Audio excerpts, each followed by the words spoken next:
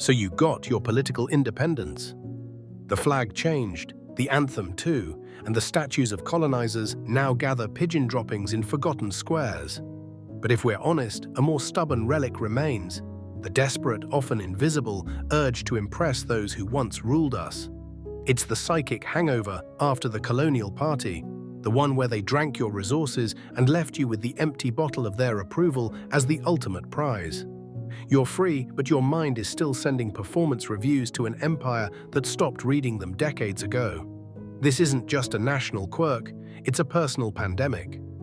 It's the accent you polish for international calls, the traditional dress you call a costume, but the Western suit you call professional, the quiet pride you feel when a foreigner calls you well-spoken, as if your humanity was ever up for their verification. We are, as Nigerian author Chimamanda Ngozi Adichie might observe, living a single story written by someone else, constantly editing ourselves for a ghost editor. This script is an intervention. It's about recognizing that true freedom isn't just rejecting the colonizer's rule, but dismantling the colonizer's ruler. The internalized measuring stick that says their nod of approval is the highest form of validation. It's time to close the tab on that eternal job application to an empire that no longer exists. Your liberation should not be a performance for an audience that lost its right to judge you the moment they lost their right to rule you. Let's move from seeking their applause to writing our own standing ovation. The compulsion to perform for a phantom colonial audience is not a personal failing, but a meticulously engineered psychological legacy. It's the result of systems that were designed not just to extract resources, but to reprogram minds, creating what psychiatrist Frantz Fanon called a colonized psyche, one that internalizes the oppressor's values as the only path to worth. The first and most powerful chain is the colonial report card mentality.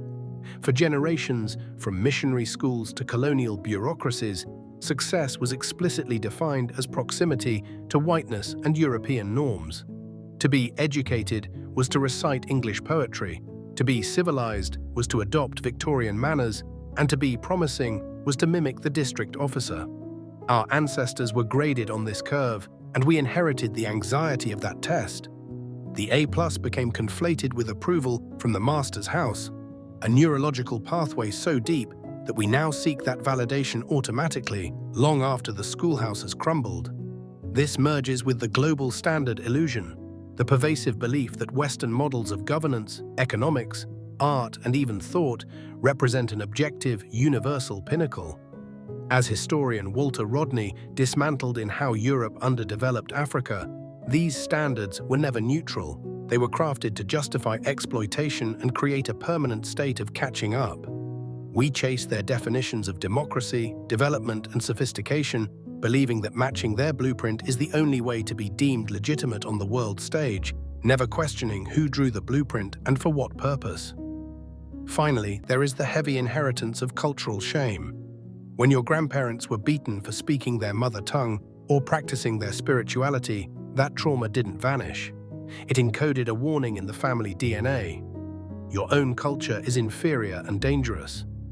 We seek the colonizer's nod, therefore, not just for approval, but as a psychic safety mechanism, a way to prove we have moved beyond the backwardness that once warranted punishment.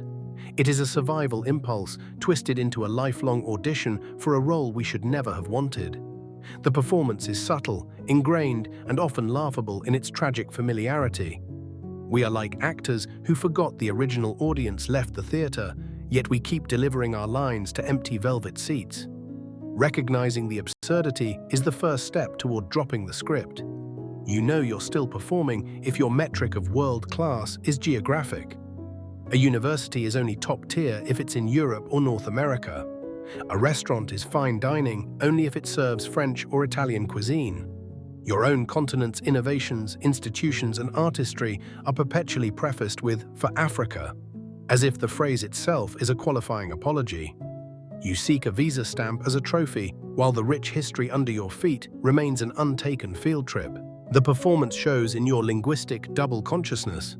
You code switch, not just for comprehension, but for credibility. You flatten your accent on Zoom calls with international partners, believing your natural inflection lacks authority. You can quote Shakespeare or Kafka effortlessly, but the proverbs of your own grandparents feel distant, unsophisticated, or reserved for informal, less serious settings. The colonial tongue remains the language of your resume, your intellect, and your professional persona. Most tellingly, it appears in your aesthetic and cultural calibrations. You refer to your vibrant traditional attire as an ethnic costume for special days, while a Western suit is simply clothes. You straighten your hair for the corporate headshot. You describe your own spiritual practices as superstitions or folklore, while viewing imported religions as structured theology. The performance demands you treat your own heritage as a decorative accessory, while the colonizer's culture is the main outfit. Every one of these acts is a silent, unpaid tribute to a ghost empire, a ritual where you confirm their taste as the default and yours as the deviation. This relentless, unpaid audition for a defunct empire exacts a steep and corrosive toll. The price is not paid in currency, but in stolen potential, fractured authenticity, and a profound, lingering exhaustion of the spirit. The most immediate cost is chronic existential fatigue. You are forever energy managing two realities, the self you are and the self you perform to be legible to an external, often imaginary judge. This psychic double shift leads to burnout not from hard work, but from the mental labor of continuous translation and calibration. Your ambition becomes a puppet show for an absentee puppeteer, leaving you drained even in moments of success, because the success itself was staged for an audience whose approval can never truly satisfy. This performance inevitably demands a betrayal of authentic voice and vision. To fit the mold, you must sand down the edges of your intuition, silence the humor that doesn't translate, and abandon creative impulses that don't align with global, read Western trends. You reject local solutions as not scalable and dismiss indigenous knowledge as anecdotal. The result is a stifling of genuine innovation and a perpetuation of what Nigerian thinker Bayo Akomolafe calls the old grammar of change, trying to solve our problems using the very tools and frameworks that created them. Ultimately, this cycle reinforces the very hierarchy it seeks to appease. Every time we seek validation from former centers of power, we reaffirm their position as the ultimate arbiters of value. We turn their approval into a scarce commodity we compete for, thereby replicating colonial dynamics within our own communities. The performance doesn't earn us equality. It entrenches our dependence. While we are busy polishing our act for their stage, we neglect to build our own theaters, write our own plays, and define our own criteria for a standing ovation. The greatest cost, therefore, is a deferred future, one where we remain tenants in a house of someone else's design, paying rent in the currency of our own self-erasure. History and the present offer powerful blueprints of liberation, moments when the performance was abandoned, and sovereignty of self and nation began. These are not mere anecdotes. They are masterclasses in shifting the source of validation from external approval to internal purpose. Take Rwanda's deliberate linguistic and geopolitical pivot. After the genocide, the nation faced a crossroads: continue seeking approval within a francophone sphere associated with complicity, or redefine its future on its own terms. Rwanda chose the latter, joining the Commonwealth and adopting English as a language of administration, not to impress Britain, but to better integrate with the East African community and global markets on its own strategic terms. Simultaneously, it championed Kinyarwanda in governance and tech, building a digital identity rooted in self-sufficiency. This wasn't about swapping one master for another, it was about pragmatic self-determination. In the realm of culture, the explosion of African futurism, spearheaded by writers like Nnedi Okorafor, represents a profound disinterest in impressing Western genre gatekeepers. Okorafor's worlds are not built on Eurocentric tropes of elves and dragons, but on African cosmology, technology, and philosophies. Her success, including a Hugo Award, came not from conforming to a universal Western sci-fi template, but from insisting on the centrality and complexity of her own cultural imagination. The validation followed the authenticity. It did not precede it. These cases demonstrate a crucial truth. The moment you stop performing for an old audience is the moment you attract a new one, or, more importantly, become your own most meaningful critic. Freedom is found not in winning their game, but in realizing you were never a player in it. You were the prize. Now, you reclaim the trophy, yourself. Liberation is not a one-time event. It is a daily practice of redirection. It requires consciously dismantling the colonial auditor in your mind and rebuilding a court of self-validation. This is the unlearning, a deliberate, sometimes awkward, but always revolutionary process. Begin with naming the ghost. Identify the specific voice or standard you're trying to impress.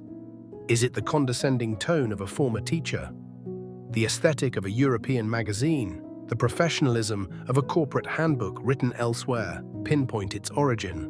Journal the moments you feel the urge to perform and trace the anxiety back to its source. You cannot evict a tenant you refuse to see.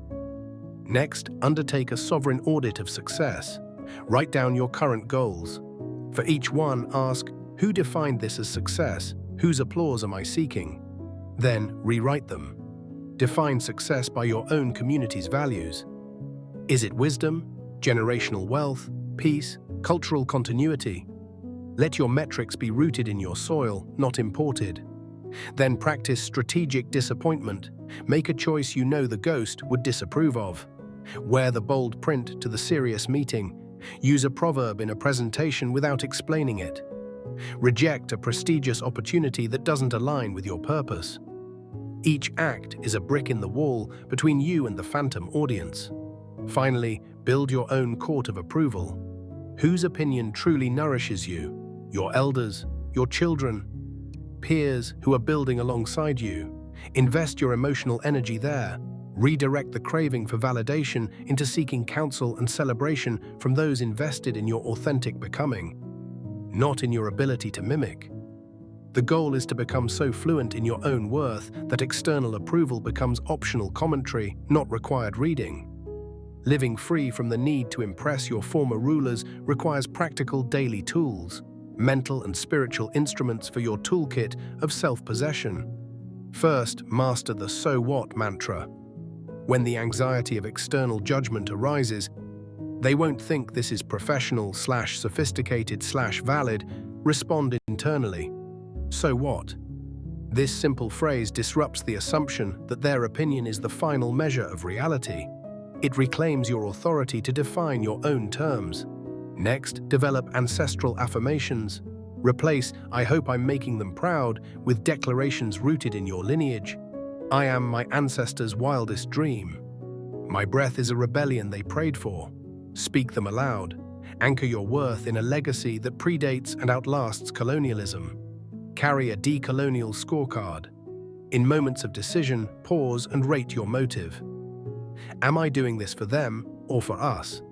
Let this internal audit guide you toward choices that serve your community, your spirit, and your future. Finally, cultivate joy in the untranslatable. Cherish the cultural practices, inside jokes, and profound concepts that no outsider can fully grasp. Let that inaccessibility be a source of pride, not frustration. Your liberation thrives in the spaces they cannot see, understand, or approve of. That is where you become truly sovereign. The journey ends where it began, in the quiet, unshakable understanding that you are not an applicant for a humanity they grant. Your liberation was never meant to be a show put on for the entertainment or approval of those who once claimed ownership of your land, your labor, and your mind. True freedom is found the moment you stop bringing your diamonds to be graded by the people who once stole your mines. It is the deliberate, daily choice to build your worth on a foundation they did not lay and cannot assess. Let your final act be this. Turn your gaze inward to the community that holds you and forward to the future you are shaping. Stop performing for ghosts. Start building for your descendants. Your standing ovation will come from the generations who finally get to live in a house designed by your own free hands.